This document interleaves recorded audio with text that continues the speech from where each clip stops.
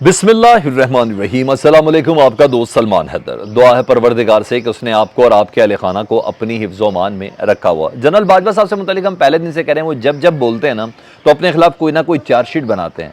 इस बार जो रिएक्शन आया वो वाकई कानों को हाथ लगाने वाला। और इस बार तो वैसे भी जनरल बाजवा साहब ने मेतला साहब को, शायद मेतला साहब के इंटरव्यू की जो दूसरी किस्त आई है उसमें तो इंतहाई कर दी ना, टू मच कर दिया जनरल बाजवा साहब ने। वाकई टू मच कर दिया उन्होंने। उन्होंने मुल्क के वज़ीर आज़म से मुतल्लिक कह दिया, यानी शहबाज शरीफ साहब से मुतल्लिक कह दिया कि मैंने उसको डांटा था, शहबाज शरीफ को मैंने उसकी क्लास ली थी, इस तरह के जुमले बोले। और फिर इधर उधर की बात है। फिर जजों की माँ बहन एक की उन्होंने जी, उन्होंने तो कह दिया जज डरते हैं, जज अपनी बीवियों से डरते हैं, फट्टू हैं जज पाकिस्तान के। वो ये कह रहे हैं जनरल बाजवा साहब, साबिक आर्मी चीफ साहब। अच्छा, और जज टिकटॉक से डर कर अपने फैसले देते हैं। इस हद तक उन्होंने ये अपनी ज़ुबान दराजी में इंतहा कर दी, जिसे कहते हैं वाकई टू मच हो गया था। चीफ जस्टिस से मुतलिक बोला उमर अता बंदियाल साहब, उन्होंने कहा वो एक कमज़ोर जज हैं और आर्टिकल 63 है जिसमें इमरान खान को सादिक और अमीन कहा गया था, उनका वो जो फैसला भी था ना वो जस्टिस मुनीब जस्टिस एजाजुल हसन ने उनको लिख कर दिया था। यानी इस तरह के बड़े संगीन मामलात बढ़ा दिए उन्होंने। तो अब रिएक्शन आया। तलत हुसैन साहब सहाफ़ी, आपने डेफिनेटली नाम सुना होगा, आजकल वैसे भी हुकूमत के भी बहुत करीब हैं, आजकल इस्टेब्लिशमेंट के भी बहुत करीब तस्वुर किए जाते हैं तलत हुसैन साहब। तो उन्होंने एक ट्वीट किया है, पहले तरह वो पढ़ लूँ फिर आपको बताता हूँ ये है माम जरा क्या। Highly placed government sources say that, उन्होंने पहले ही कह दिया कि ज़राए कह रहे हैं, हाईली प्लेस्ड बहुत ऊंची जगह पर मौजूद ज़राए ये कह रहे हैं that views linked with general retired Bajwa caused deep resentment in the prime minister house. अच्छा, शदीद गुस्सा है प्राइम मिनिस्टर हाउस में। And utterly embarrassed the present military command, general Bajwa की हरकतों से प्रेजेंट मिलिट्री कमांड को भी बहुत ज़्यादा शर्मिंदगी का सामना है। He was then given a shut-up call and told to stop whatever he was saying. उनको भी शटअप कॉल भी उन्होंने दी। अब मैं तल्ला साहब की बात मैंने बता दी कि हुकूमत की बहुत करीब हैं, मिलिट्री इस्टेब्लिशमेंट की बहुत करीब हैं, तो मतलब प्राइम मिनिस्टर हाउस में मामला गर्म है और मिलिट्री इस्टेब्लिशमेंट भी बहुत ज़्यादा एम्बेरस हुई है और शटअप कॉल दी है, रुक जाओ, बाज आ जाओ। और मैं ये कह रहा हूँ कि ये ट्वीट उनसे करवाया गया, उनको बताया गया कि ये ट्वीट आप कर रहे हैं। तो इस तरीके से मेरा मानना ये है तल्ला साहब से मुताल्लिक, तो बाज आ जाएं। और शाहिद मेतला साहब दूसरी तरफ ये कह रहे हैं कि ये इंटरव्यू नहीं था। बाजवा साहब कह रहे हैं मैंने किसी को इंटरव्यू नहीं दिया, शायद मेतला साहब भी कह रहे हैं ये इंटरव्यू नहीं था, ये एक जर्नलिस्टिक इंटरेक्शन था और ऑन द रिकॉर्ड था। वो कह रहे हैं मेरे पास पूरे सबूत हैं, मेरी जनरल बाजवा साहब से ये गुफ्तगू हुई है, उन्होंने ये कहा है।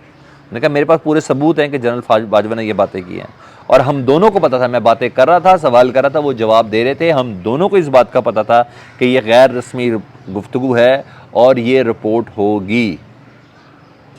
शाहिद मेतला साहब कह रहे हैं हम दोनों को इस बात का पता था। मतलब शाहिद मेतला साहब नहीं भाग रहे, बाजवा साहब भाग गए गुफ्तगू करके। उन्होंने कहा मैंने ऐसी कोई इंटरव्यू नहीं दिया। यही कल कामरान शाहिद ने अपने ट्वीट में कहा था ना कि मैंने बाजवा साहब से गुफ्तगू की कि आप इंटरव्यू दे दो। उन्होंने कहा मैंने किसी किस्म का कोई इंटरव्यू नहीं देना और फिर ये इंटरव्यू पे मैं बल्कि कानूनी कार्रवाई करूँगा जो मुझे इस तरह का रिपोर्ट करता। शायद मेतला साहब नहीं भाग रहे जी। तो ये चीज़ें हैं। तो बहरहाल फ़ौज अपने आप को एम्बेरस होने पर इस सिलसिले में उन्होंने नोटिस लिया वज़ीर आज़म शहबाज शरीफ को, भाई कह दिया, डांटा है मैंने इसको और क्लास ली है मैंने उसकी, वो अमज़ा की वजारत अलग लगाने के ऊपर, वो बिल्कुल खामोशी से सर झुका के सुनते रहे। ऐसा थोड़ी होता है। तो रद्द-ए-अमल आ गया जी। अब देखते हैं ये कितनी कोई शटअप कॉल है, मगर बहरहाल जो बाजवा साहब बोलते हैं ना माशाल्लाह ही बोलते हैं। अच्छा जी, उधर इंतकामी कार्रवाइयों का सिलसिला है, ये थोड़ी सेंसिटिव बात है इसलिए मैं अल्फाज का चुनाव भी बड़ा सेंसिटिव रखूँ, जो बात मैं भी आपसे करना चाह रहा हूँ।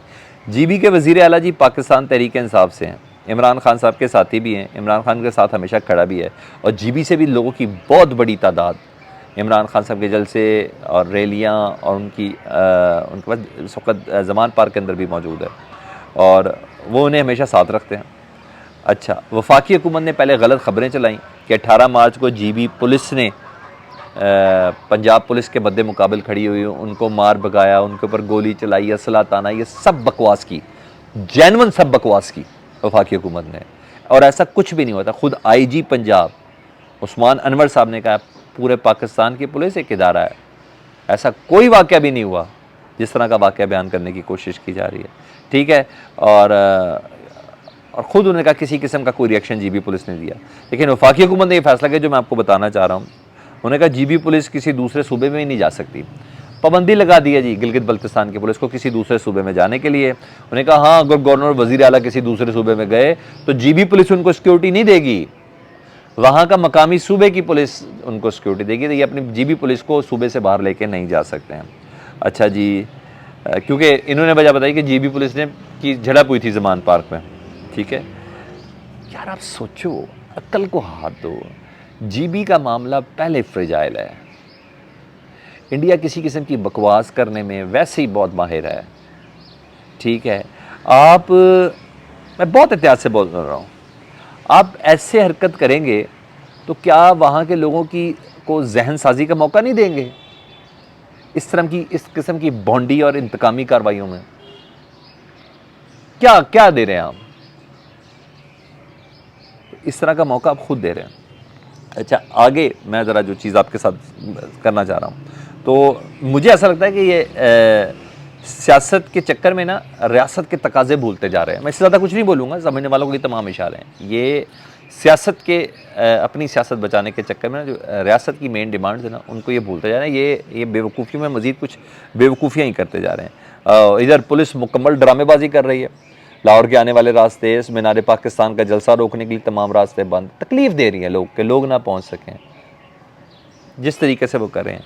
मियाँ आमिर मीर साहब तो पंजाब के वज़ीर इत्तलात हैं, मुकम्मल पार्टी हैं, कोई शक ही नहीं है ना, मुकम्मल पार्टी है इस सिलसिले में।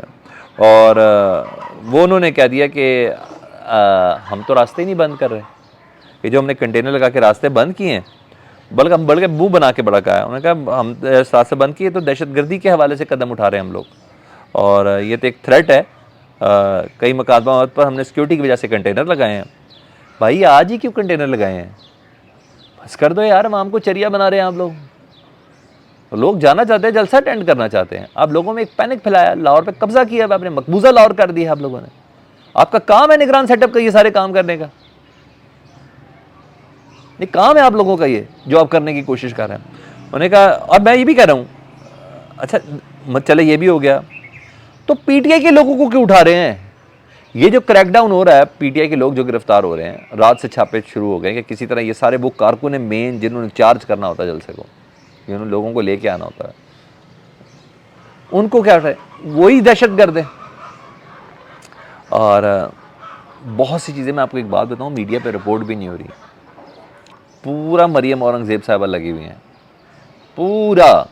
एक पूरा सेटअप है जी एक पीछे, लगा जो रिपोर्ट ही नहीं हो रहा है। जो हरकतें हो रही हैं गिरफ्तारियों छापों के हवाले से, बहुत सी चीज़ें तो सोशल मीडिया पे आ जाती हैं, बहुत सी चीज़ें मैंने कहा रिपोर्ट तक नहीं हो रही, यहाँ तक चीज़ें चल रही हैं।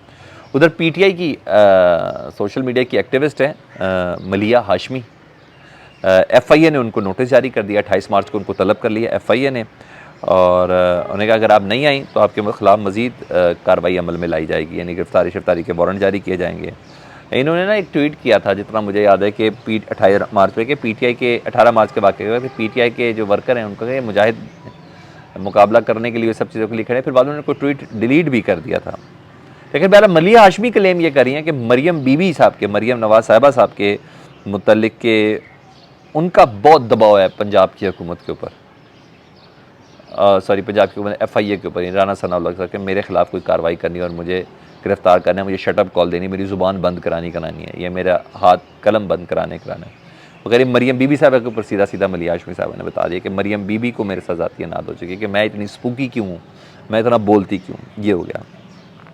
और अब क्रक्स बताता हूँ मैं आपको, मुस्लिम लीग नून के, अब मैं तो साबिक ही बोलूँगा, साबिक रहनुमा, नाम आपने बड़ा सुना होगा, ज़फ़र अली शाह साहब का, सीनियर कानूनदान भी हैं, सुप्रीम कोर्ट में मुस्लिम लीग नून के लिए पेश भी होते रहे हैं, पार्लियामेंटेरियन है मुस्लिम लीग नून की तरफ से ये रहे हुए हैं, और नवाज शरीफ साहब के बहुत करीबी साथियों के अंदर से जी, उन्होंने ही आज आईनी दरख्वास्त दायर कर दी है सुप्रीम कोर्ट में, और ये आईनी दरख्वास्त दायर की है वज़ीर आज़म शहबाज शरीफ के ख़िलाफ़। यह आईनी दरख्वास्त दायर की है उन्होंने चीफ इलेक्शन कमिश्नर के ख़िलाफ़, कि इन दोनों के ख़िलाफ़ आर्टिकल 6 के तहत, इनके गद्दारी के लिए आर्टिकल 6 के तहत कार्रवाई की जाए, कि इन दोनों ने मिलकर पंजाब के जो इलेक्शन हैं उनकी राइट चेंज की है। सुप्रीम कोर्ट के अहकाम के बावजूद। ये मुस्लिम लीग नून के अंदर से आवाज़ें आ रही हैं, भाई करना क्या है आप लोगों ने, करना क्या आप लोगों ने। एक कदर बिकाऊ सहाफ़ी के अलावा मुझे बता दें किसने कहा है कि ये आपसे बेवकूफ़ी नहीं हुई। हर बंदा ये कह रहा है, ज़फ़र अली शाह तक ने कह दिया है। और कहा नहीं है, चले गए हैं सुप्रीम कोर्ट में कि हमारे वज़ीर आज़म शहबाज शरीफ के ऊपर आर्टिकल 6 लगाओ और chief election commissioner Sikandar Sultan Raja के ऊपर यह लगाओ। अल्लाहुम्मा सल्ली अला मुहम्मद व आले मुहम्मद।